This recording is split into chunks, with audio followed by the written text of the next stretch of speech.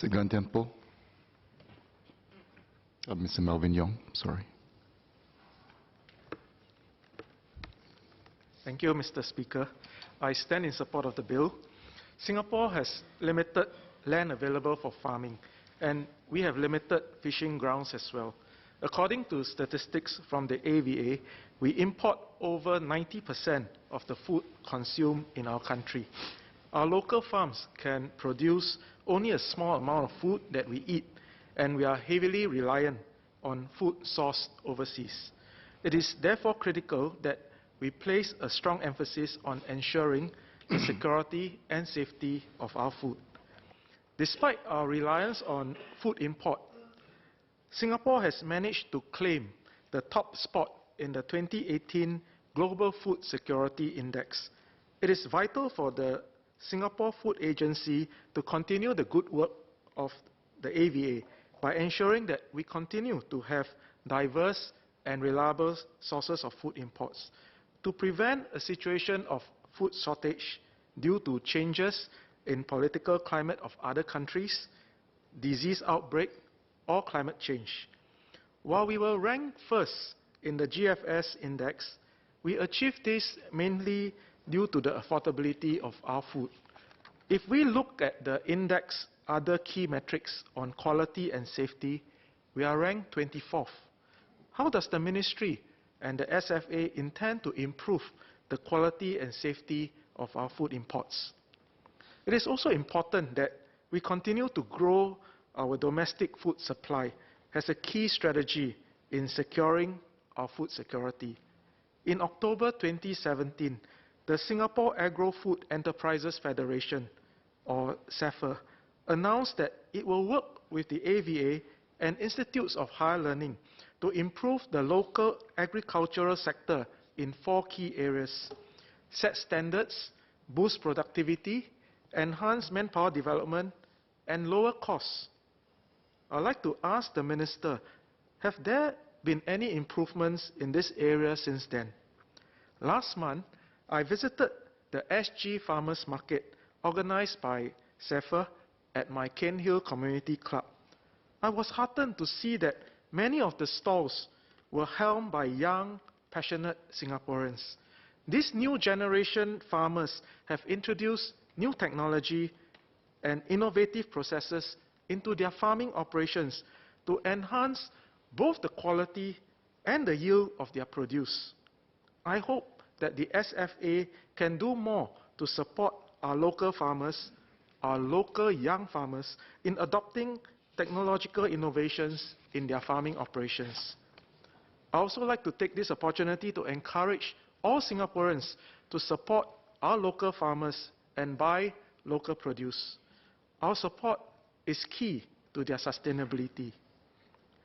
Mr. Speaker, the tail end of 2018 saw an increased spate of food poisoning and food contamination cases, with some cases having led to fatalities.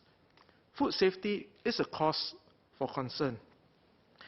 With the creation of SFA and the powers accorded to it, there must be enhanced measures put in place to strengthen our food safety regime. Under the current policy, food hygiene certificate holders only need to attend their first refresher training after 5 years from completing their basic food hygiene course. Subsequent refresher training courses are required only every 10 years thereafter. This is too long a gap. I'm of the view that the duration between recertification should be shortened to send a strong message to the industry on the importance of keeping a high level of food hygiene standard at the workplace. Apart from ensuring our working people in the food and beverage industry adhere to stringent food hygiene guidelines, we also need to ensure that our food sources are safe for consumption. I'd like to ask, what are the current local food safety standards, and how does this compare to international standards? Mr. Speaker, the flip side of ensuring that we have a steady stream of food supply is ensuring that we minimize the food that we waste. According to the NEA, the amount of food waste generated in Singapore has increased by about 40% over the past 10 years. In 2017 alone, more than 676,000 tons of food waste was disposed. We must tackle the issue of food wastage. I'm heartened to note that bigger supermarket chains such as NTUC FairPrice have started to take this issue seriously. FairPrice now packages ugly-looking fruits and vegetables, which are just as nutritional, and sell them at discounted rates rather than to simply dispose of them. I believe more can be done in terms of public education, and I'd like the SFA to take on an active role in reducing food wastage. Another way of reducing food wastage is to better match producers of excess food to recipients who need it. Can the SFA also play a matchmaker role to link charitable organizations with those who have excess food that can be donated on a timely basis? 2 months ago, we launched 2 community refrigerators in Pekyo.